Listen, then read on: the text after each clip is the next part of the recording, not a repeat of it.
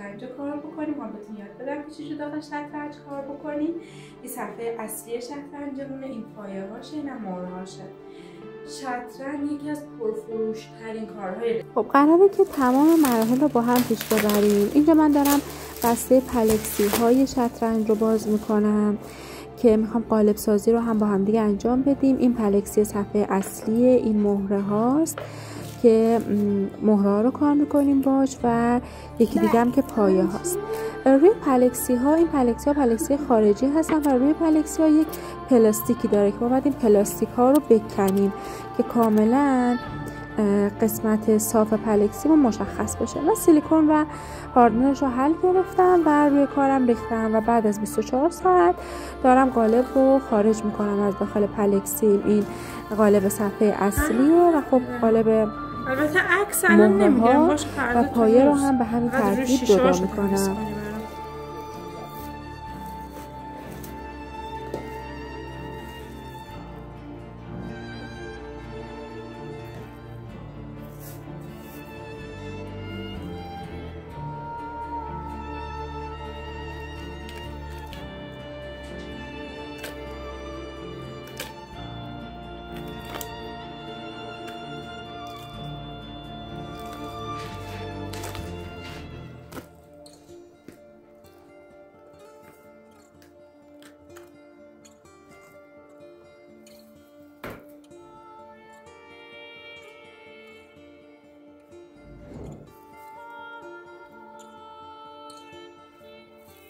تو این مرحله قالب هام رو روی میز صاف میچینم و با یه چسب، حالا میتونه چسب مخصوص رزین باشه یا چسب نواری که توی منزلتون دارید، ضربه میزنم روی قالبم که اگر پرز یا آشغالی داشته باشه پرز و آشغالاشو بگیرم و یه قالب با کیفیت و تمیز داشته باشم که بتونم یه خروجی خیلی خوبی ازش بگیرم.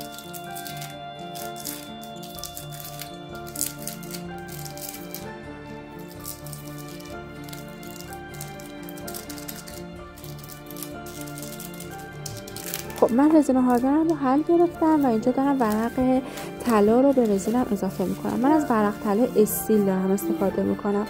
ورق طلا هم ایرانی داره هم خارجی که اینی که من دارم استفاده میکنم خارجی و استیلشه. برای حدودا 100 تا رزین با 50 تا هاردنر من 2 تا ورق طلا کامل رو داخل رزینم میندازم و این 2 تا ورق طلا رو به خوبی با رزین ترکیب میکنم و یک درمیون داخل قالب، داخل خونه های قالبم میریزم.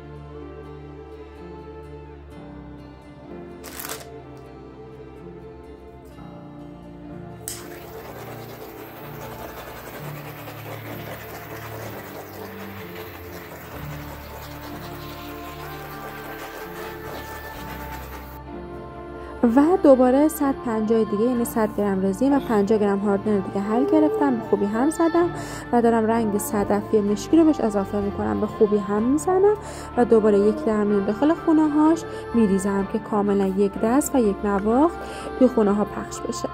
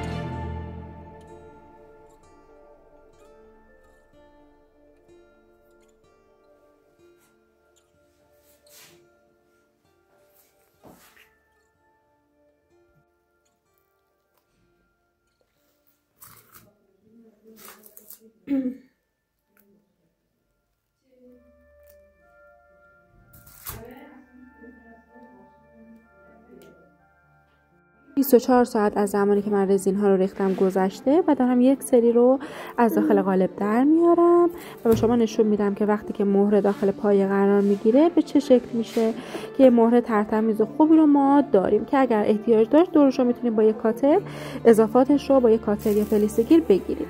بعد میام روی صفحه اصلی شطرنجم یک لایه رزین بیرنگ رو میریزم که کاملا یک دست و یک نواق به کل کارم پخش بشه.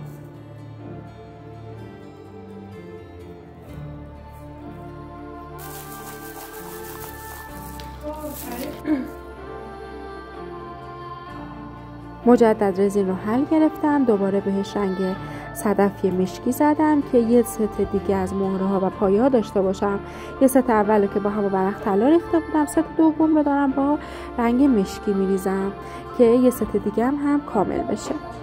حالا میریم سراغ این که الان اینجا که دارم ویدیو رو بهتون نشون میدم دوباره 24 ساعت گذشته و میخوام از داخل قالب درش بیارم.